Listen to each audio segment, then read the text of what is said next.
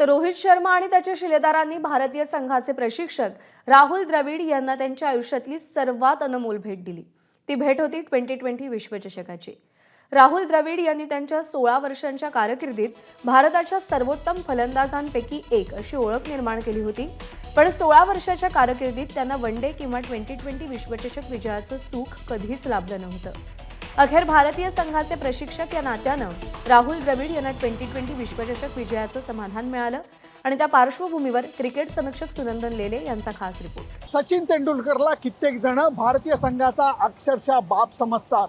मान्य आहे, जर सचिन तेंडुलकर बाप होता तर माझ्या मते राहुल द्रविड भारतीय संघाची आई होती। ओपनिंग करायचंय नो प्रॉब्लेम, विकेट किपिंग करायचे नो प्रॉब्लेम, शॉर्ट लेगला मी उभा राहीन ना, स्लिपमध्ये काहीच हरकत नाही। आज तू कॅप्टन, तयारी आहे माझी, उद्या तू कॅप्टन नाही, नो प्रॉब्लेम। असा होता राहुल द्रविड, ज्यांनी 12,000 पेक्षा जास्त धावा केल्या, वर्ल्ड कपमध्ये अप्रतिम कामगिरी केली, पण या पठ्याला वर्ल्ड कप मात्र हातात घेता आला नाही। ते एक शल्य त्याच्या मनात होतं। आज केन्सिंग्टन ओव्हलच्या मैदानावरती राहुल द्रविडचं करिअर एका अर्थाने आणि सुफळ संपूर्ण झालेलं आहे, कारण भारतीय संघाने त्यांच्या प्रशिक्षकाला वर्ल्ड कपची भेट दिलेली आहे।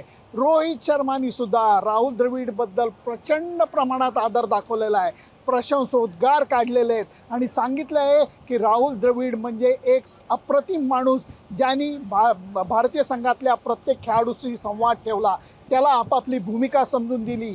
भारतीय संघात असणाऱ्या लोकांबद्दलही नाही, नसणारे जे बाहेर आहेत त्यांच्याबरोबरही संवाद ठेवला, त्यांना मानसिकदृष्ट्या तयार ठेवलं, संघाची जडणघडण उत्कृष्ट प्रकारे केली, संघाला शिस्त लावली। अशा माणसाला वर्ल्ड कप हातात घ्यायला मिळाला याच्यासारखी आनंदाची गोष्ट नाही। ही भावना आहे भारतीय संघातल्या प्रत्येक खेळाडूची।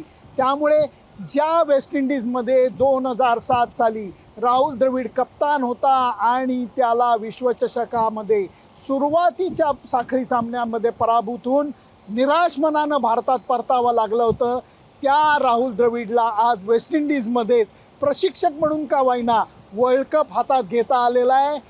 हे आहे क्रिकेटचं प्रेम, ही आहे क्रिकेटची कहाणी। सुनंदन लेले, एबीपी माझा, केन्सिंग्टन ओव्हल, बार्बाडोस। एबीपी माझा, उघडा डोळे बघा नीट।